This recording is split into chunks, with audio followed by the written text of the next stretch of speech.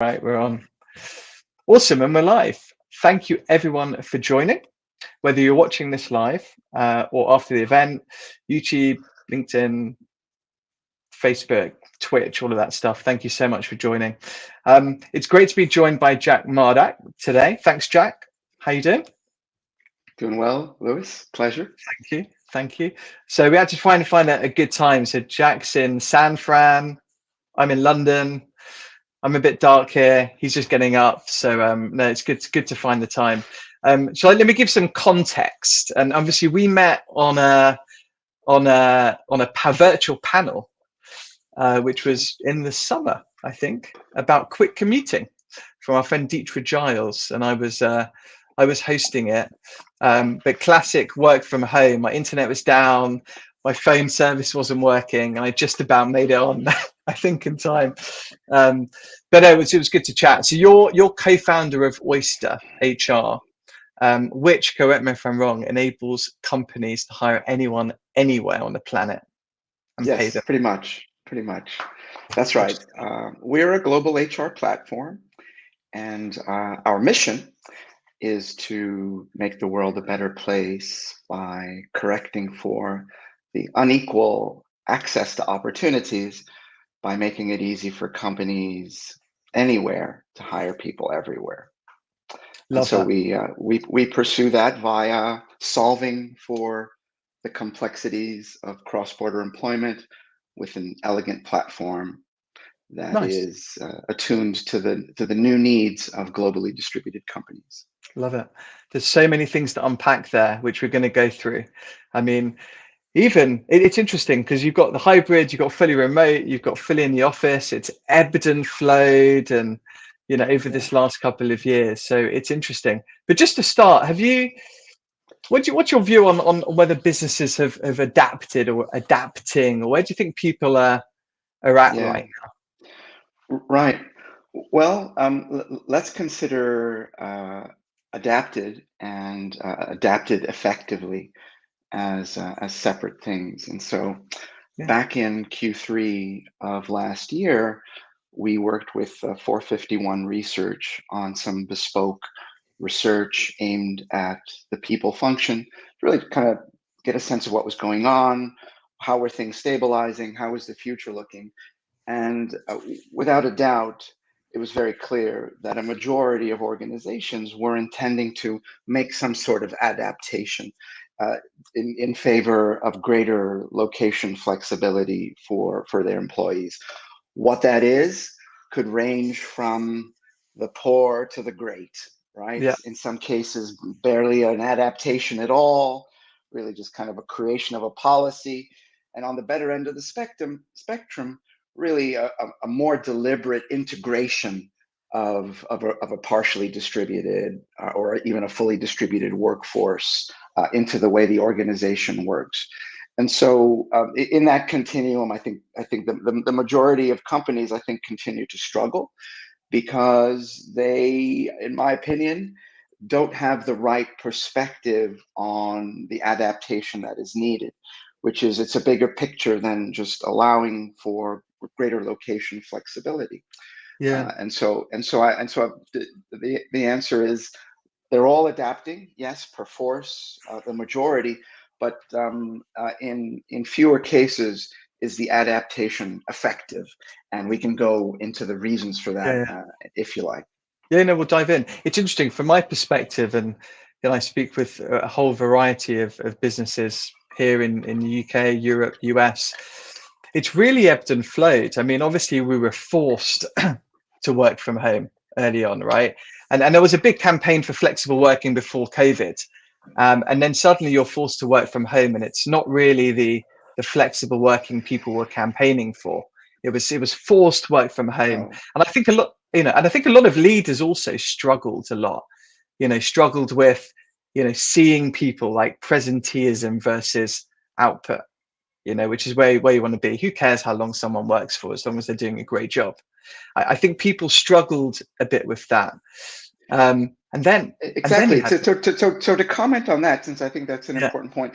So one of the reasons that the adaptation has not been effective is because the logistical adaptation has not been coupled with a shift in perspective, for like the shift in perspective necessary among leaders. One of those principles being stop focusing on whether or not people are present or how much time they spent on the clock, start focusing on output.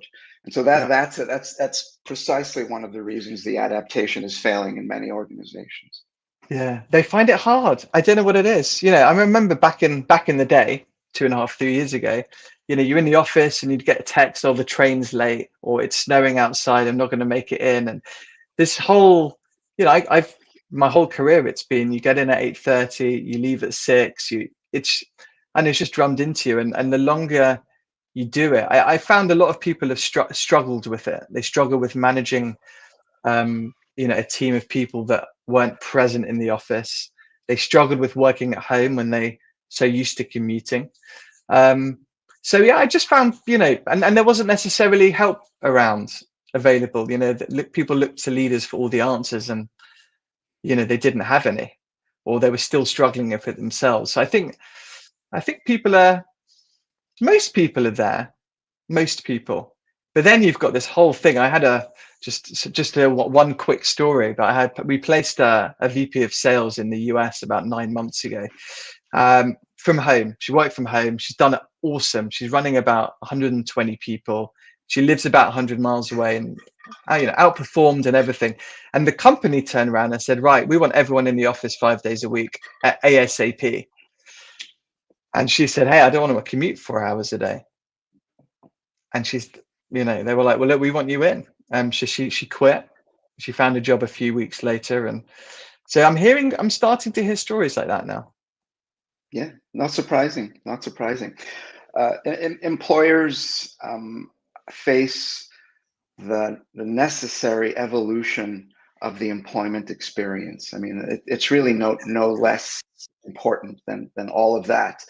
Logistics, location, it's only a part of it. Transformation of leadership principles is another. Empowering the human resources function officially with the design of how an organization works and the integration of culture, which I know we're going to talk about in a bit, into that. All of that is stuff that urgently is a part of the transformation of business right now, that has been driven by the pandemic, catalyzed by the pandemic. It's not just about where people work.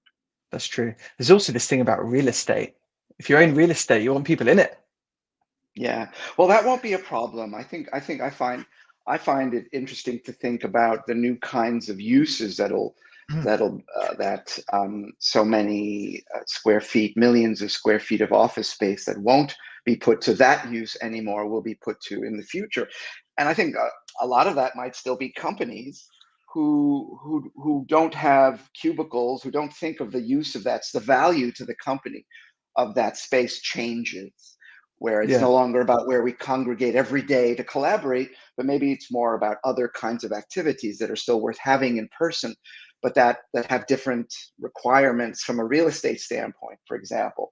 And I think nature abhors a vacuum. For example, in places like San Francisco, it's exciting to see what that kind of vacuum will stimulate in terms of the return of a variety of businesses that people have been bemoaning or have gone for a long time in San Francisco.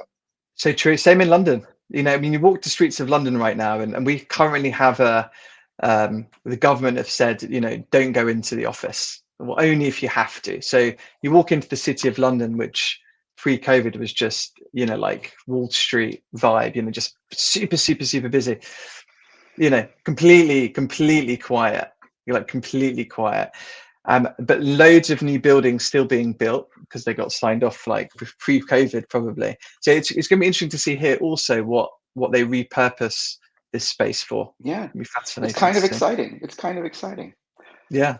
And I have to say also, just to be honest, my company's gone completely remote now. Congrats. Thank you. And it's been a journey, as in mentally just getting used to the fact that not everyone's in the office, and I have people at a bunch of places across the world, and Yeah, it's been a real transformation. It's been great. I mean, probably closer than we've ever been before. Amazing culture, which we'll talk about in a sec. And took me a while to adjust to, managing a global team remote with all the tech we've got. But it has been fabulous, I have to say. Not a place I thought I'd be if we'd have spoken a couple of years ago. That's wonderful. But glad I'm here. Glad I'm here. So, on culture, because there's a whole raft. I mean, we're talking very positively about remote work, and we can get into the, because there's a bunch of perspectives on it, isn't there? Because a lot of people do think that you've got to be in, to build a good culture, for creativity, for all of these kinds of things. So what do you think about like the workplace? Can the workplace exist without an office? Will you lose the culture and the vibe and the feeling? And what do you think this is? I'll say no. So your question, the title of this podcast, I think, is "Has remote working killed company culture?" And I think emphatically no. And I'm going to go into this in more detail. But the short answer is the pandemic has exposed that culture at most organizations is rather an accident, and it has shined a light on the proper ownership within an organization, that the enactment of culture, when we realize it's been an accident and want to correct for that with deliberate action in the future, should be human resources. So that's the big outcome that we're talking about at Oyster. Yeah. And so I'll go on. If you think 5 years ago, before the pandemic, before people were thinking anywhere near as critically about these things as they are now, and by these things I mean remote working, culture, the intersection thereof, your typical office-based London, technology company, you've got someone who works there, you're thinking about getting a job, you're talking to your friend, you ask him, what's it like to work there? And so I think that what culture has kind of been is all the assorted answers that you would get from such a person in such a conversation, which is, when people show up, who's a loudmouth, who's a prick, right? Who's lovely, what whether or not you have birthday rituals, whether the company buys the cake, right? Whether meetings feel pointless, right? And that would and a lot of it would be human feeling, right? Moments remembered. Well, I'll never forget when so and so said this. It was really heartfelt, etc. And so it would be this very living, very subjective range of stuff, as what I called earlier, kind of an accident. In some cases, really very pleasant. People seem to enjoy it. They show up. They quote like it, but still kind of an accident. And for that reason, I think in most companies where you'd see the plaque of values on the wall, they all seem rather, inert, like rather not alive. As in, it is no one's job to interpret those values and bring them directly into the work experience, right? So when COVID pulled the office out of the equation, it made people realize, well, what's really important? How do we communicate? And so it's created this ground up, completely open canvas within which to design how companies work and deliberately integrate cultural values into the work experience. That's incredible. Yeah, I love that. It's so true. It's true. I mean, pre-COVID, a good culture was free snacks and a foosball table, right? It was like all these tech firms are like, free snacks, free fruit, right. It was like. Yeah, let me give you a fresher example. One of our values is we cherish our people. And as a result, we have a weekly scheduled meditation of Zooms that are provided by the company with a sort of a live arbitrator.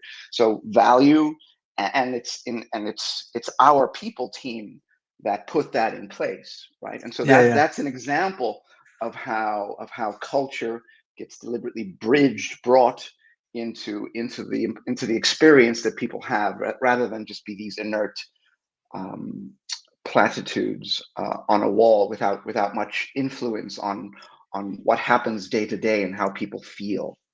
100%. Culture is the number one thing. Yeah, when I'm speaking to candidates and going through interview processes and all of these things, it's the people and the good culture, like the companies that get it right, they're actually speaking to their employees and finding out what's important to them and being kind and nice and authentic and things like that. It's like the culture's a vibe and a feeling you get. You know, it doesn't have to, it can be virtual, it can be in the office, it can be whatever, but it's a feeling you get. And if you're in a firm where with other nice, kind people, that people care about you and they value you and they're asking you how you like to work and things like that, then a real culture starts to materialize. And I think this great resignation is a great resignation from bad companies with bad cultures that don't value their employees. People are walking now. You know, if they're not enjoying it, if the culture's Yes. not good, they're out. I mean, there's a million other jobs right now that people can go to, and it's a real number one thing that people are after and that companies should be working on. So I'm in agreement.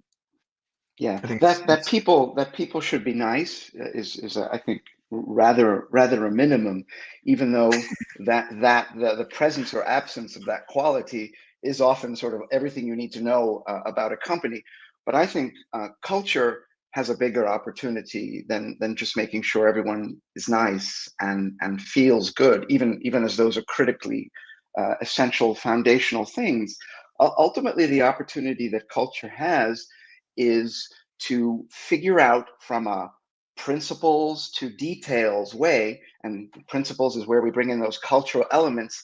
What is the most optimal way, or what is the way that a company wants to work on the problem that it is dedicated to working on, right? And so I'm inspired by, of all things, open source, right? Where we have a great example of an organizational pattern where people find each other, come together, self-organize, create ways yeah, of working, and are attracted by a combination of reasons to care about this and ways of working on a problem. And so yeah, ultimately, I think culture is the unique solution that a company has arrived at to do the work that it wants to do in the space it wants to do it in. yeah, And yeah, that includes commitments to everything from diversity and inclusion, gender diversity, location, flexibility, all of the principles, right, get integrated at that holistic level. And again, that is for human resources, people operations, the people function to own here forward. yeah. No, it's a good point. It also evolves a lot. It really touches everything. It depends who you hire. I mean, depending on size of firm, every new person that comes in changes the vibe, changes the culture. I think the people function certainly in, you know, mid and larger Yeah. companies where there's an act could certainly run with it and can do a lot to really improve the culture. Yeah, I can give you an example. Right now, we are working on the evolution of values-based interview questions, so that as Oyster grows and scales its own hiring, we are, and so I think we've done an incredible job for hiring with mission alignment so far. But we want to Right. make sure that as we continue to grow as aggressively as we have been, that our discernment, our ability to do that, to continue to do that, scales with that. And so I think that yes, you're right. People come in and they bring in different vibes, but it is rather remarkable when you see where an organization has been effective at bringing together people who are aligned on, on a number of different critical things. It's quite Yeah, hair yeah. raising. But Yeah. you got to define what those things are, and be Yes. clear. Because with hiring, people drift into pedigree. You know, pedigree over potential. Yes, do not hire people like yourself. I mean, there's all these biases This that we have to whole overcome. Yes, obviously, we have to do that, not create clubs of homogeneity. yeah. Which hiring based on your values and so forth stated on can actually limit diversity in the hiring process because you do end up filling up with people that think and believe the same stuff. It's a real interesting thing, and a lot of people, you know, it's a bit more thought required when hiring about exactly what you absolutely need, what you can train on, what you can develop. You know, what are the absolute must-haves? It's important. I remember, I'm gonna devastate his quote probably, but Simon Sinek, I love the stuff he does, and his quote was, your customers will never love your company until your employees love it first, which I thought sums the whole thing up beautifully. Yeah, I think there's been a lot of lip service and prescience about the true importance of human capital in organizations. Even as we've said, you know, people are a company's greatest asset. It feels like we've been saying that forever, and yet, and I believe it is becoming, the truth of that is becoming very much clearer now than in the past. And so I think that I absolutely agree with Simon's observation there, and I think that a commitment to one's own people is a manifestation of being a certain kind of company that customers will respond to, right? Yeah, and it's not that it's either or that it's in any way kind of a zero-sum thing. It's rather signals of a common thing. It's so important, you know. I mean, look, you know, look at the tech space, and you know, loads of companies can raise cash. Can you attract the people? You might have a great business plan, an awesome product, you've raised money, then you've got to attract people, and that's when the game gets tough, right? Attracting the best talent and keeping them, and creating this wonderful culture where people want to work, and that's the magic. That is the magic. So indeed. It's good. So you guys clearly fully remote. What have the benefits been for your employees for going fully remote? Well, I'll start with the organizational benefits. Sure. Right? And we'll sort of go down. The idea that a company should be better off, richer for having a geographic diversity of talent, you know, has been abundantly proven out at Oyster beyond our wildest dreams. Being able to hire people on the basis of mission alignment from all over the world without constraint has been transformative to Oyster, absolutely. And didn't so just to be clear, so you didn't start fully remote? Was this something that you'd? Oh no, we absolutely did. No, we absolutely did. No, right, we did, but we were, you know, 2 people, 3 people, 4 people, you know, SF in London, right? And so only with growth and without the constraints of having to have people come into offices anywhere, we've been able to grow to now over 50 countries. Oyster has employees in over 50 countries, and that's amazing. We're about 300 people. Wow, 50 countries and 3. That's brilliant. Extraordinary, right? Yeah. And so the benefits to Oyster have been incredible. The benefits to those people who get to come and connect and collaborate and know each other, whom they would never have met if they were looking at local opportunities, is transformative for them, I expect, as well, and life changing and career accelerating. And as a fully distributed company, one of the things that we've done, I think right, is we've been extremely deliberate about the design of how we work, everything from the principles driving that design to the details of that design from the very beginning, and that has been the remote team led by Reese Black, who's been working alongside us, you know, almost from the very beginning, and has built an incredible way of working, purposely designed. What does Reese do? Is that Reese Black is our head of remote. Yeah. Okay. Right. Okay. Right. So like the tech stack, how everyone's communicating, talking, video, communicating, all that kind of stuff. That's the last mile, Lewis. It begins by a set of principles that drive that, right? And so that it's not just, you know, what do we, you know, Teams or Slack, right? It's not those things are the final stage of the decision making.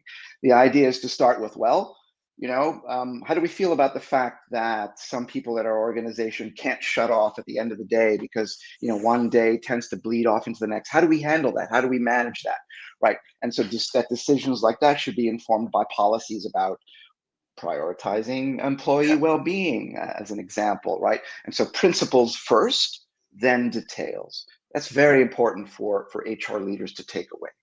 Interesting. So you start just for others' benefit here. So you start. So it sounds like one of your first hires was someone to think about how you build out a fully remote company, which I find it fascinating. Yeah, yes, absolutely. And so neither Tony, James, nor myself had ever worked at a company that had no offices.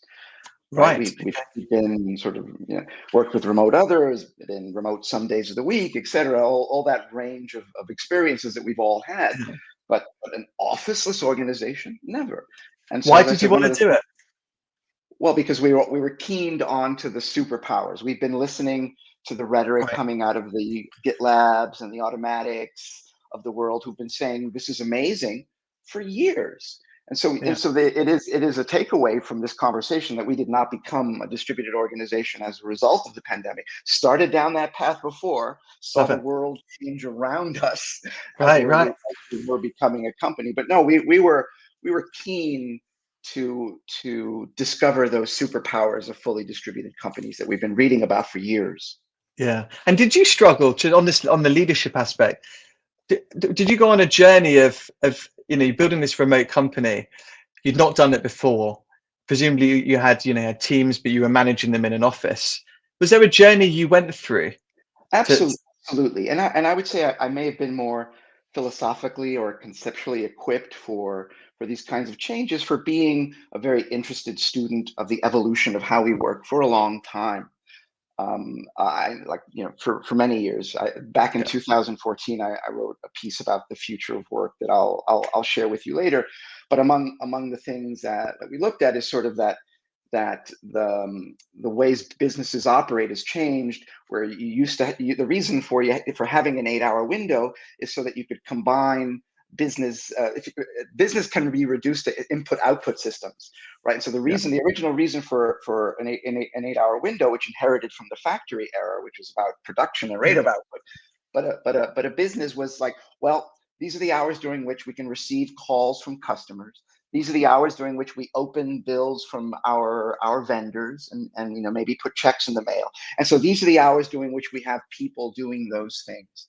Given the influence of technology and of software, those signals broke out of yeah, the 8-hour window.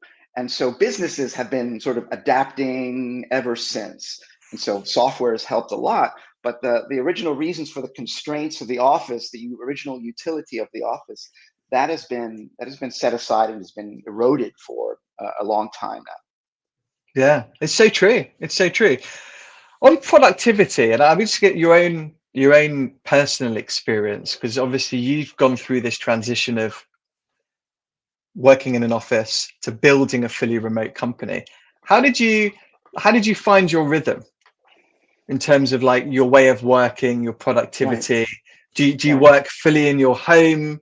Do you go to a coffee shop? Like what's how Yeah. do you do it? No, no, no. So one of the theoretical benefits of not having a commute, not having, say, a specific time commitment to doing work, which may not be available at all companies or with all roles, is that you can sort of design your day optimally to include the elements and exclude the elements that are no longer needed, like 2 hours a day of commute time, and sort of design your day.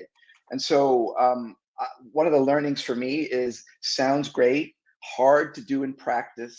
Some of the learnings that may be funny is, because of where I am in the world, in the West Coast of America, because of sort of where the center of gravity of the rest of the geographically is of the rest of the organization. My mornings tend to be the most hotly contested calendar time, Right. and so I'm easily starting days at 7, and sort of even and occasionally going all the way into the afternoon. So one of the learnings for me is, put lunch on the calendar, or you won't have it, or that time will be taken up. And so I think ultimately, yes, very happy to be able to go and have a workout, or take a stroll outside, or just take a break, and come to a designated work area, and be productive that way, versus oh, well, it's time to go to work. I guess I better And just muster productivity from myself. I mean, absolutely. But yeah, with that, of course, the very real danger, and I know that you were interested in talking about burnout, is yeah, that we tend to, well, absent the usual cues of separation. Okay, now go home. All the yeah, parking lot is empty of all cars. Maybe it's time for you to go home too, Bill. Absent those usual signals of separation, lots of us tend to sort of carry on and get drawn into the work, particularly in the case of a globally distributed company like Oyster is, where there's always signal. There's yeah. always stuff happening on Slack.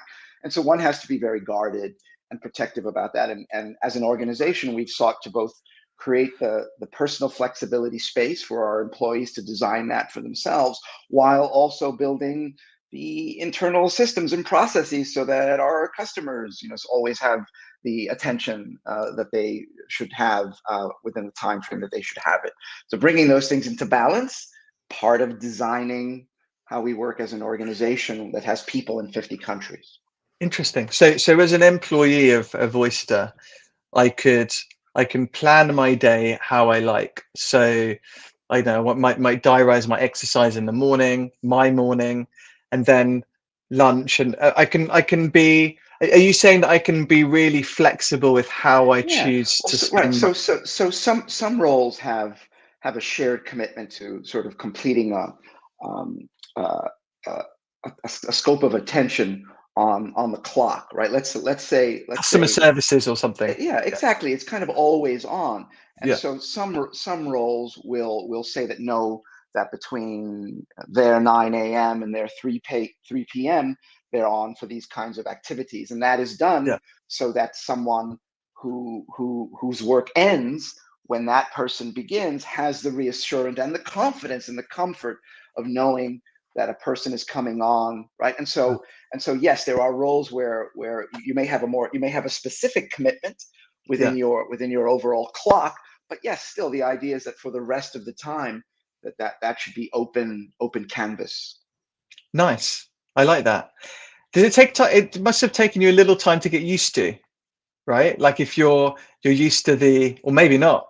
I mean, but if you're used to the classic, 8 hour five, Yeah. to suddenly you're at home, um, Well, I because think it's I think I think a lot of if a lot of us introspect, we'll see that I think it's odd the person who is sort of like, they're a morning person and they're really ready, and their own system of working, their metabolism is such that 9 a.m. at the desk finds them feeling great and ready for optimal performance. I don't know. I mean, I wouldn't have the sense of where to get the data even, but my guess is no, that's not a perfect match for a lot of people. And so a lot of us have been being pulled into productivity at particular times of day, night owls, et cetera, not a morning person, et cetera. I think that's always been in us. And so I think that given the flexibility, a lot of people are like, yeah, as opposed to, oh God, I'm confused. It's 9 a.m. and and here I am ready for work, and yet I can take a walk. What do I do? My God, yeah. I don't think that's happening. No, I think for your firm, and I might actually do the same thing. And people can choose how and where they work and stuff. But I think the burnout thing specifically, and maybe that's linked to productivity as well. As you get burnt out, you get less productive and stuff. It's they don't have the permission. They don't have the permission of the leadership to do that. They're still caught a little bit in this. Yes. Some of them are scared of losing their jobs. They wanted to work hard. A lot of people I spoke to were afraid to tell their manager that they were burning out and they needed How rest. awful. How awful. I think there's a lot of people trapped in this space where, to our points at the beginning Yeah. of the call, companies aren't quite there yet. A lot of Right. companies aren't quite arrived there No, yet. no, no, and uh, I think the best thing to do is to really help them along, right? And so let's say we spend a lot of time at Oyster, because we are fully distributed, talking about the fully distributed end of the spectrum. I do believe that there are superpowers there, and I recommend that as a way to become a new company. And I think and we see lots of examples of companies that have let go of the office and Yeah. transitioned into fully distributed companies. So I spent a lot of time talking about that absolute, because I do believe that there are incredible benefits there. But the reality, will probably be that most companies are preserving office space to some degree. And we started our call with a discussion of how well companies have adapted. And so I think the best that we can suggest for those companies is make of the adaptation to greater work flexibility, if you're making one, greater work location flexibility, something thoughtful, something that takes care to not allow one of the key challenges of the hybrid situation to creep in, which is that we have a dual employee experience. People who are working remotely have one experience and disadvantages, et cetera, and those who don't are others. So take care to protect from that. And number two is take this opportunity from the COVID and from the disruption to empower the human resources function to take over the purposeful design of how a company works, which includes the integration of a work location flexibility policy, and also has new power to explore things like tools and how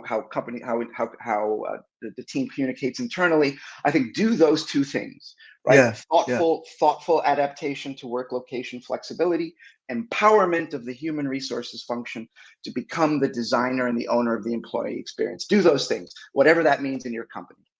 100%. And I think that's those two things people aren't doing, and there lies the problem. I think to your point, I think the hybrid, it's interesting because hybrid comes up with a lot of problems. It's some people are in and with their line manager, others are at home, and there's just a lot of there's a lot of prickly issues that can materialize from hybrid, which I think most companies will ultimately be at.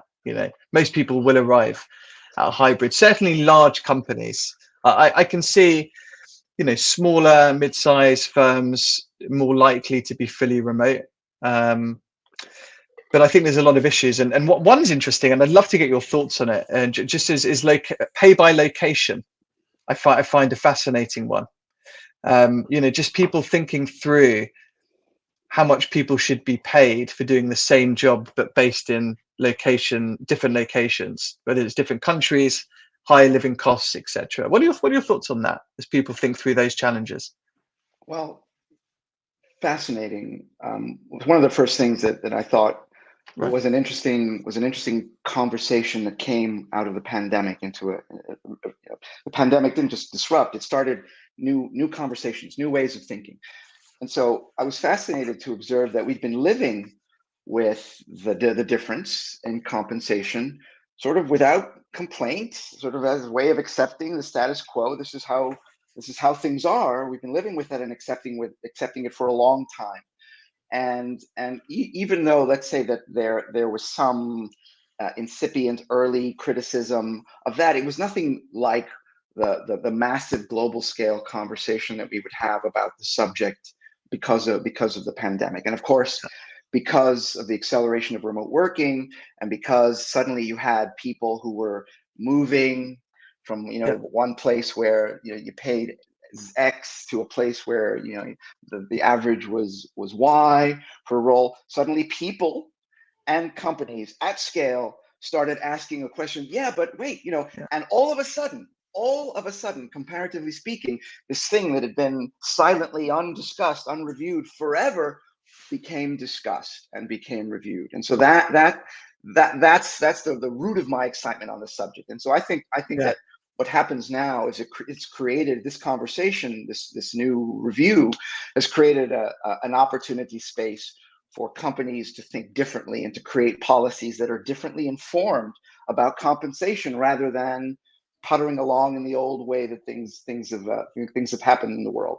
You asked me, do I think it's right that a certain function, say an engineer, makes 6 or 8 times what someone doing the same job? Do I think that's right?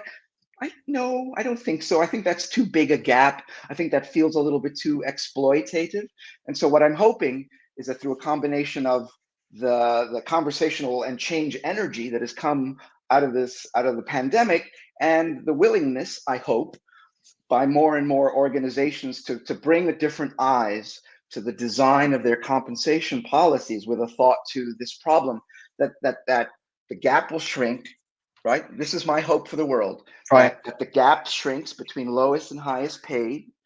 Maybe that just means the bottom comes up. That's great, right? And that would be the other thing, that the bottom would rise, and that some of the theoretical wealth that we should like to see, that Oyster is keenly interested in seeing be better distributed around the world, really reaches, because it's not just having the job, it's having a fair rate of pay for the job as well. Yeah. Those are my thoughts. Absolutely. No, I agree. I think transparency, fairness, people getting paid fairly for what they do, and there's clearly a difference in living costs in different places, and so living standards and what you have in your pocket after tax is important, and how far that money goes. But yeah, no, I completely agree. So just to finish off, I think people would love to get your thoughts on how you balance your work life and your personal life. Having you work at home, fully remote, and a lot of people are struggling with it. A lot of people are doing the hybrid or fully remote. They are burning out. They're struggling to get the balance. Love to hear your thoughts on how you've managed. Yeah. So Oyster is striving to be one of the most exceptional companies anywhere as regards these kinds of policies, and as regards creating the kind of comfort space for our people, myself included, that we need. And so I think it's been easier. It's been easier for us than, say, most of the people in the world. And so maybe the best answer is directed at those who are, as you called them earlier, kind of more trapped. And so I would say, my hope is that there is the capacity for transformation and for evolution in the majority of companies, that leaders are attentive, good-hearted, and so and realize that we've had a historically significant moment of trauma and transformation, and that as a result, they're readier than ever to hear things like, I'm feeling burned out, I need to make a change, etc. Yeah. And so within that, I think my encouragement to people would be is draw encouragement from the moment that we're in, reach out to your leaders, express these dissatisfactions, know that there are thinkers out in the world that are putting forth a vision of working that solves for these kinds of things, and feel free to bring some of these ideas to your employers, and Oyster is trying to be helpful in that way as well, by providing blueprints and sort of basic guidance into some of these sort of simple challenges of sparing your employees the dreaded burnout. I love that. And also, I think just my view is take charge of your own life. Be the CEO of your life, CEO of your career. Don't just wait for the company to provide stuff. Yes, but one sensitively realizes that not everyone has that power, right? And so whenever I hear CTAs like that, I realize quickly that they're not available to everyone. Yeah. So my first thought is to those, say, who have less power and who need more encouragement and support from where they are. Definitely. And remember to get out as well. The thing with working at home is it's so easy not to get out of the house. It's so easy. Yes. Very important. It's so easy, and health is the number one. You've got to look after yourself. You've got to be happy. I diarize my exercise daily, like it's the most important meeting of the day. Like I'm going to speak to Jack. I wouldn't move it out of my diary. I put my exercise in, and when you're starting to get into those healthy habits, I think for me anyway, I've arrived at a good spot where I'm working well. I'm looking after myself, and a healthy rhythm is all the illusion of control we should want in life. Yeah, amazing. That's a great place to end. Jack, thank you so much for joining me. I really appreciate it. My pleasure, Lewis. It's thank you so much by. for having me. No worries. Have a good one. Take care.